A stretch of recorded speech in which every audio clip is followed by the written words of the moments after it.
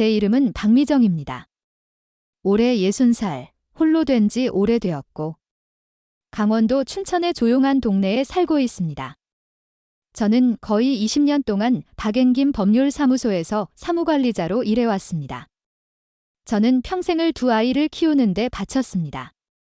첫째 딸 김서연, 이제 32이 되었고 둘째 아들 김지훈, 29입니다. 저는 제 아이들이 제가 겪었던 어려움을 겪지 않도록 제 삶의 대부분을 희생해 왔습니다. 지난주 화요일 모든 것을 바꿔놓을 이메일을 받았습니다. 보낸 사람은 서연이었습니다. 제목은 없었고 받은 편지함에 뜬 건 단지 그녀의 이름뿐이었죠. 저는 미소를 지으며 열었습니다. 아마 결혼 준비 소식이나 결혼식 전 따뜻한 인사말일 거라 생각했죠. 몇 주 전만 해도 우리는 그녀의 결혼 계획에 대해 이야기했었습니다. 저는 이미 $30,000를 보태어 결혼식장을 예약하고 사진작가를 섭외하고 그녀가 대학 시절부터 좋아하던 꽃집까지 예약해 주었습니다. 하지만 이메일을 읽는 순간 그 미소는 사라졌습니다. 엄마. 이메일은 그렇게 시작했습니다. 사랑하는 엄마도 아니고 마치 딱지를 붙이듯 단지 전말하고만. 서연은 약혼자 이민수와 그의 가족이 남해 와인밸리에서 열릴 결혼식의 최종 하객 명단을 확정했다고 했습니다. 그리고 깊이 고민한 끝에 제가 직접 오는 대신 결혼식을 라이브 스트리밍으로 보는 것이 좋겠다고 결정했다고 했습니다. 민수의 어머니가 하객 수에 매우 신경을 쓰며 행사를 친밀하게 유지하고 싶어 한다는 말도 덧붙였습니다.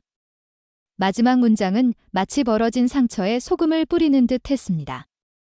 참여하고 싶으시면 저희가 만든 구글 미트 링크로 보시면 돼요.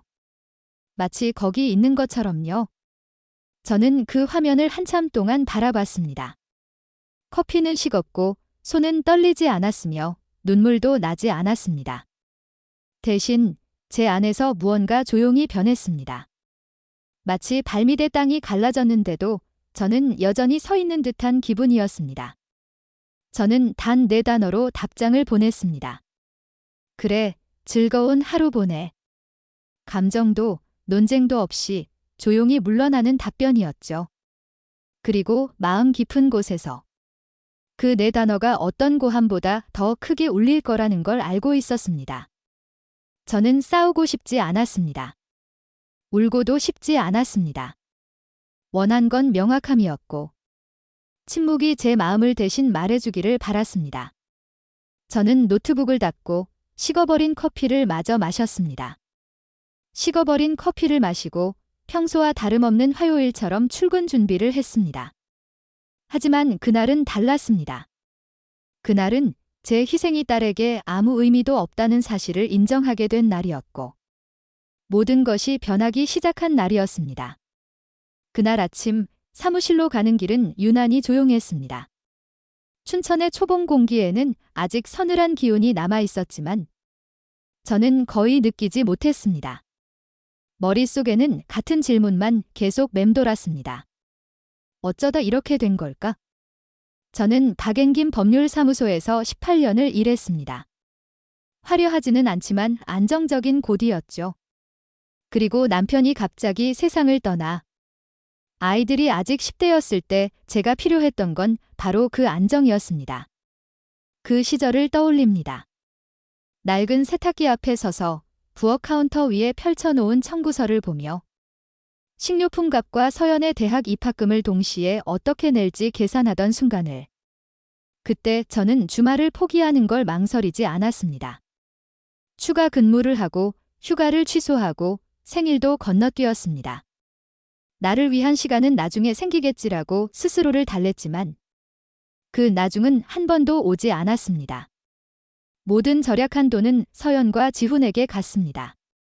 서연이 전공을 2번 바꾸고 추가 학점이 필요했을 때도 제가 냈습니다. 그녀가 단기 계약직 일을 위해 뉴욕으로 이사했을 때 보증금과 비행기표도 제가 부담했습니다. 27살 때 2번째 이별로 울던 그녀를 위해 저는 직접 날아가서 손을 잡아주고 낯선 부엌에서 차를 끓여 주었습니다. 지훈이 약혼녀와 집을 사려 할 때는 저는 기꺼이 대출 보증을 서주었고 1만 달러짜리 첫 수표를 아무 망설임 없이 써주었습니다. 저는 한 번도 계산하지 않았습니다. 그게 어머니라는 거잖아요. 그런데 그 이메일은 저를 사람이라기보다 거래로 느끼게 했습니다. 필요할 때만 쓰이고 이제 필요 없어지면 버려지는 존재처럼. 마치 유통기한이 다 된 물건처럼 느껴졌습니다. 사무실로 돌아와 자리에 앉았을 때 제 상사인 박준호 부장님이 다가왔습니다. 그는 생일을 기억해주고 제가 커피를 어떻게 마시는지까지 아는 드문 사람이었습니다. 그는 제 얼굴을 보자마자 눈치챘습니다. 귀신이라도 본 표정이네요. 그는 그렇게 말하며 1층 카페에서 사온 라떼를 제 책상 위에 내려놓았습니다. 저는 그에게 말하고 싶었습니다. 제 딸이 저를 결혼식에서 제외시켰어요. 하지만 대신 미소를 지으며 어젯밤에 잠을 잘 못 잤어요. 라고만 말했습니다.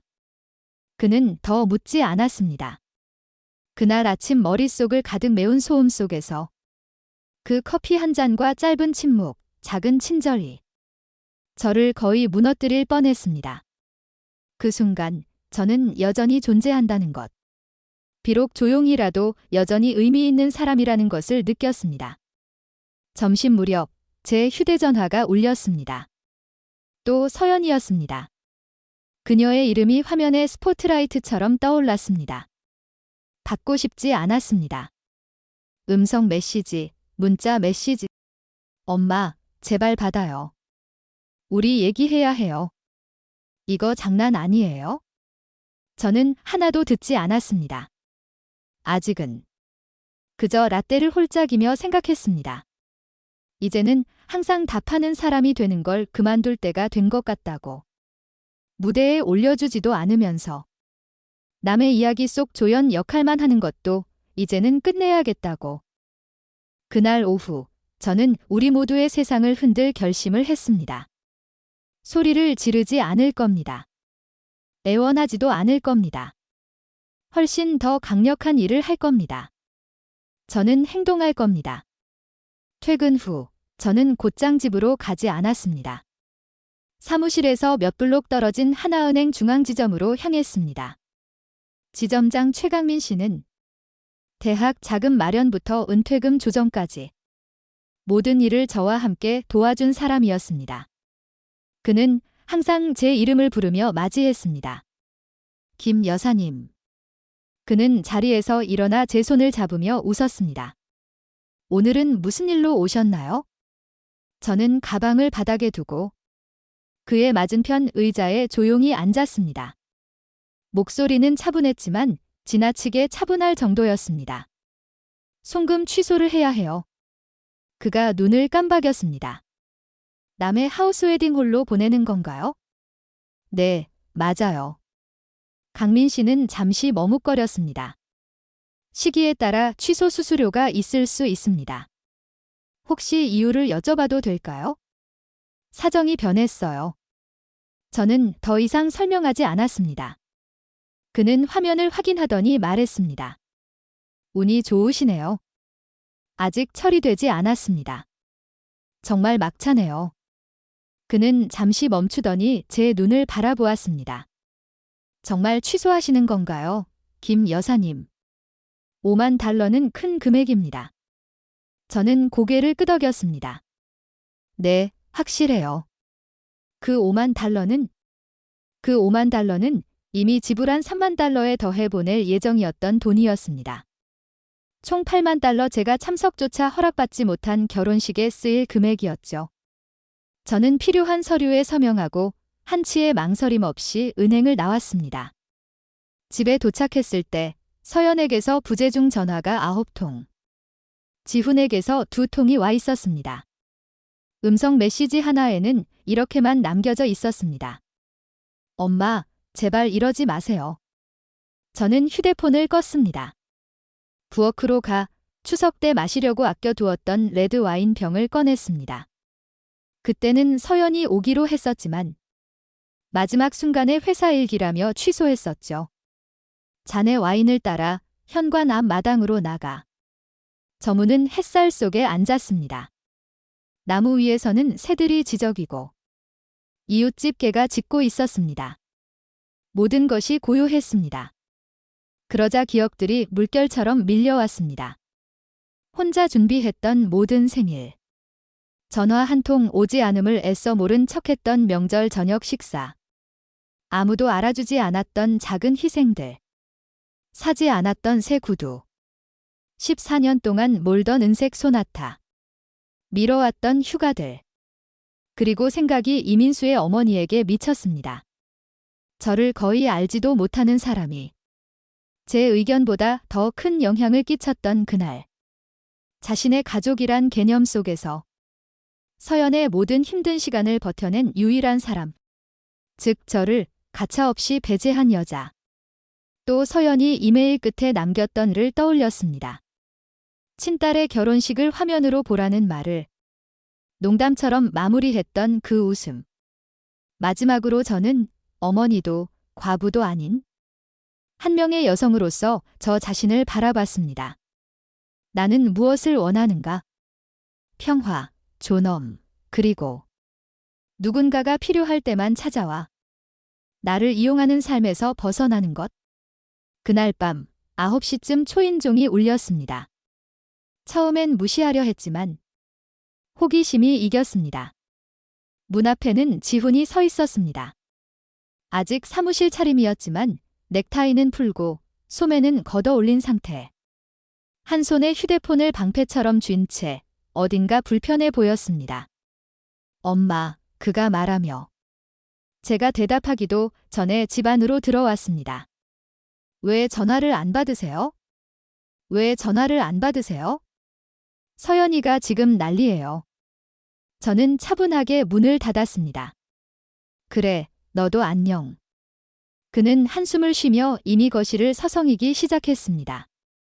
서연이가 엄마가 결혼식에 안 온다면서 지금 고집 부린다고. 저는 웃었습니다. 초대받지 않은 결혼식에 안 가는 게 고집이니? 그는 불편한 표정으로 몸을 조금 틀었습니다. 민수네 부모님이 거의 대부분의 비용을 대고 있잖아요. 엄마도 그분들 얼마나 전통적인지 알잖아요. 저는 눈썹을 치켜세웠습니다. 전통적이라고? 나는 이미 3만 달러를 냈고 게다가 5만 달러를 더 보낼 예정이었어. 그게 전통이야? 그건 그냥... 그는 말을 잇지 못하고 굳어졌습니다. 잠깐 5만 달러를 더 보내려고 했다고요? 그랬지. 저는 와인을 한 모금 마시며 말했습니다. 하지만 이제는 아니야. 지훈의 얼굴이 창백해졌습니다. 엄마, 그 돈에 의존하고 있었단 말이에요. 예식장, 음식, 전부. 이제는 내 문제가 아니야. 저는 담담하게 대답했습니다. 그의 목소리가 높아졌습니다. 당연히 엄마 문제죠. 딸이잖아요. 그리고 나는 그 딸의 엄마야. 저는 조용히 말했습니다. 화면으로 보라고 하며 집에 있으라던 엄마. 그는 두 손으로 머리를 헝클이며 눈에 띄게 초조해졌습니다. 엄마는 항상 모든 걸 자기 중심으로 생각해. 그 순간이었습니다. 제 안에서 무언가가 완전히 끊어졌습니다. 내 집에서 나가? 뭐라고요? 들었잖아, 지훈. 나가. 엄마. 아니, 저는 단호하지만 부드럽게 말했습니다. 나는 내가 가진 모든 걸 줬어. 그리고 이제는 사랑으로 썼던 내 이야기 속 악역 역할을 그만둘 거야? 지훈은 잠시 더 서 있다가 돌아서서 나갔습니다. 문이 조용히 닫혔지만 그 소리는 어떤 쾅 소리보다 크게 느껴졌습니다. 거실 한가운데 서서 가슴이 뛰는 걸 느끼며 문득 깨달았습니다. 놀랍게도 저는 죄책감이 없었습니다. 대신 자유로움을 느꼈습니다. 다음 날 아침 저는 부재중 전화 43통과 서연에게서 온 다급한 문자 메시지들을 확인했습니다. 그 메시지들은 처음엔 수동적인 공격과 죄책감으로 시작됐습니다. 엄마, 우리 얘기 좀 해요. 왜 이러는 거예요? 이건 유치해요. 그러다 어조가 바뀌었습니다. 방금 예식장에서 전화가 왔어요. 결제 금액이 안 들어왔다네요. 이러다 우리 전부 잃게 돼요. 내일까지 돈을 보내지 않으면 민수의 부모님이 분노하고 있다고 했습니다. 그들은 이번 일이 저에 대해 그들이 옳았음을 증명한다고 말했답니다. 새벽 3시 24분 서연은 또 문자를 보냈습니다. 왜 저한테 이러는지 모르겠어요. 저는 커피를 마시며 미소를 지었습니다. 물론 그녀는 이해하지 못할 겁니다. 서연은 제 희생 속에서 자라왔습니다. 그 희생이 그녀의 삶 속에 너무나 촘촘히 스며들어 있었기에 그 편안함과 안정감, 그리고 확실함이 어디서 오는지 한 번도 의문을 품지 않았습니다. 그녀는 당연히 그것이 항상 존재할 거라 생각했습니다. 제가 항상 곁에 있을 거라고. 하지만 이번만큼은 아니었습니다. 그날 아침 책상에서 계약서를 검토하던 중 제 개인 이메일로 새로운 메일이 도착했습니다. 제목은 이렇게 적혀 있었습니다. 제 결혼식을 망치지 말아주세요. 저는 기대 없이 메일을 열었습니다. 엄마. 서연은 이렇게 썼습니다. 라이브 스트리밍 문제로 엄마가 속상한 건 알지만 이건 너무 심해요. 저희는 이미 예식장 계약금을 잃었고 파리 시간으로 오늘 안에 잔금을 치르지 않으면 케이터링 업체도 계약을 취소할 거예요. 민수 부모님은 너무 화가 나서 엄마는 도무지 대화가 통하지 않는다고 하고 있어요. 제발 이러지 마세요. 결혼식에 엄마가 참석하는 문제는 다시 얘기할 수 있어요. 하지만 먼저 돈이 필요해요. 거기 있었습니다. 이제 돈이 사라지니 그제야 제 참석 여부를 이야기하겠다고. 사과도 반성도 아니었습니다. 그저 거래였습니다. 마치 제 존재가 제 딸의 결혼식에서 제가 얼마나 후하게 베푸느냐에 따라 흥정되고 사고 팔 수 있는 것처럼 저는 답하지 않았습니다. 메일을 닫고 다시 일로 돌아갔습니다. 정오쯤 박준호 부장님이 제 책상에 다가왔습니다. 점심 먹으러 가시죠? 신촌에 새로 생긴 이탈리안 레스토랑 가보려고요. 저는 평소처럼 거절하려다가 멈췄습니다. 아마 지난 24시간의 선명한 깨달음 때문이었을 겁니다. 아니면 나에게 아무것도 요구하지 않는 어떤 공간에 잠시라도 있고 싶었던 걸지도 모릅니다. 그래서 고개를 끄덕였습니다. 좋아요. 파스타를 먹으며 그는 손주들 이야기를 해주었습니다. 아이들을 돌보는 게 얼마나 힘들지만 또 얼마나 아름다운지. 그의 눈빛은 부드럽고 진심이었습니다. 그는 잠시 말을 멈추더니 부드럽게 말했습니다. 미정 씨, 실례지만 오늘은 한결 가벼워 보이네요. 저는 스스로도 놀랐습니다. 서연 이야기, 이메일, 결혼식, 돈, 그리고 제가 한 일까지 모두 이야기했습니다. 제가 말을 마치자 그는 저를 판단하지도 무언가를 고치려 들지도 않았습니다. 그저 이렇게 말했죠? 가장 어려운 사랑의 방식은 특히 우리가 가장 많이 주었던 사람들에게 경계를 세우는 거예요. 그는 테이블 건너 제 손을 잠시 꼭 잡아주었습니다. 잘하신 거예요. 오랜만에, 정말 오랜만에. 저도 그렇게 믿게 되었습니다. 자리로 돌아오니 전화와 문자가 또 쏟아져 있었지만 저는 받지 않았습니다. 받을 필요도 없었죠. 왜냐하면 제 침묵이 이미 충분히 많은 말을 하고 있었으니까요. 그날 저녁 차를 몰고 집 앞에 도착했을 때 하늘은 이미 어둑해져 있었습니다.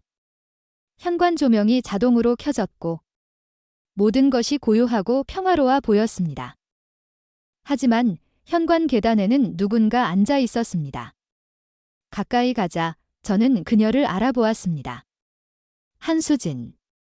그녀는 재빨리 일어나 코트에서 보이지 않는 먼지를 털어냈습니다. 수지는 서연의 초등학교 5학년 때부터 단짝 친구였습니다. 주말마다 우리 집에 와서 쿠키를 굽고 영화를 보고 침낭 속에서 새벽까지 웃음소리를 멈추지 않던 아이. 마지막으로 본 이후로 몇 년은 훌쩍 흘렀습니다. 김 여사님. 그녀는 조용히 말했습니다. 이렇게 갑자기 찾아와서 죄송해요. 괜찮아요. 저는 대답하며 문을 열었습니다. 차 한잔 하실래요?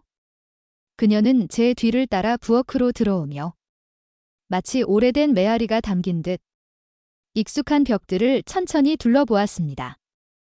저는 주전자를 올리고 기다렸습니다. 서연이가 보낸 건가요?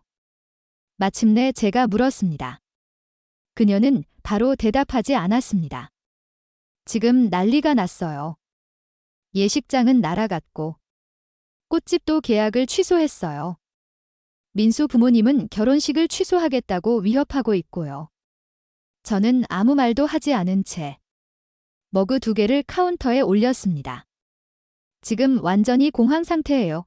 수진이 계속 말했습니다. 자기가 잘못한 건 아는데 이걸 어떻게 고쳐야 할지 모르는 거죠. 그래서 온 건가요? 제가 물었습니다. 이걸 고치려고. 그녀는 고개를 저었습니다. 아니요. 제가 온 이유는 혹시 서연이가 무슨 말을 하거나 뭘 하면 마음이 바뀔 수 있는지 물어보려고요. 저는 잠시 멈추어 생각했습니다. 그럴 수 있을까? 사과 한마디가 배제당한 기분. 은행 계좌처럼 이용당한 기분. 그리고 돈 없이는 환영받지 못한다는 말을 바꿀 수 있을까? 저는 아직 젊고 여전히 희망을 품고 있는 수진을 바라봤습니다. 아니. 저는 조용히 말했습니다. 없어. 그녀의 어깨가 축 처졌습니다. 사과를 해도요. 저는 그녀에게 차 한 잔을 건넸습니다. 말은 쉬워요, 수진. 특히 사람들이 궁지에 몰렸을 때는 더 그렇죠. 하지만 진짜로 당신을 사랑하는 사람은 당신이 먼저 끊어내기 전까지 기다리지 않아요. 수진은 천천히 고개를 끄덕이며 차잔 속을 내려다봤습니다. 이해해요. 그녀가 말했습니다. 비록 서연이는 그렇지 않더라도요. 죄송해요. 김 여사님. 그럴 필요 없어요. 저는 대답했습니다. 우리는 잠시 아무 말 없이 서 있었습니다. 서로 다른 세대의 두 여자가 하나의 진실로 연결된 순간이었습니다. 사랑에는 한계가 있다는 것. 그리고 때로는 떠나는 것이 자신을 보이게 하는 유일한 방법이라는 것. 수지는 오래 머물지 않았습니다. 설득하려 하지도 않았습니다. 그저 감사 인사를 하고 가볍게 저를 안아주고 밤속으로 걸어 나갔습니다. 그리고 저는 오랫동안 벗어나지 못했던 옛날의 제 모습에게 마침내 문을 닫았습니다. 결혼식은 그들이 계획했던 대로는 결코 열리지 않았습니다. 그들은 다른 예식장을 찾으려 애썼지만 제가 약속했던 돈이 없으니 모든 곳이 이미 예약이 끝났거나 너무 비쌌습니다. 지훈 말에 따르면 몇 주 뒤 그들은 민수 부모님과 몇몇 친척들만 모아 작은 뒷마당 결혼식을 올렸다고 합니다. 저는 초대받지 않았고 이번에는 그럴 필요조차 없었습니다. 그 후 몇 주 동안 서연은 긴 이메일을 한 통 더 보냈습니다. 감정이 섞인 절반은 사과, 절반은 변명. 저는 한 번 읽고 그냥 보관함에 넣었습니다. 이제 화가 나지도 않았습니다. 그저 끝났을 뿐이었죠. 놓아버림에서 오는 평화는 분노가 아니라 선명함 속에서 찾아옵니다. 수십 년 만에 처음으로 누가 나에게 뭘 요구할지 걱정하며 아침을 맞이하지 않았습니다.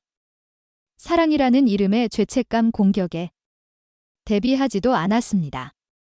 저는 새로운 규칙을 만들었습니다. 내 존재가 협상의 대상이라면 내 노력도 마찬가지라는 것. 저는 출근하고 소설을 읽고 도자기 공예 수업에 등록하고 나를 있는 그대로 봐주는 친구들과 저녁을 먹습니다. 그리고 깨달았습니다. 좀 더 일찍 알았더라면 좋았을 것을. 당신은 다른 사람을 따뜻하게 하기 위해 스스로를 불태울 필요가 없습니다.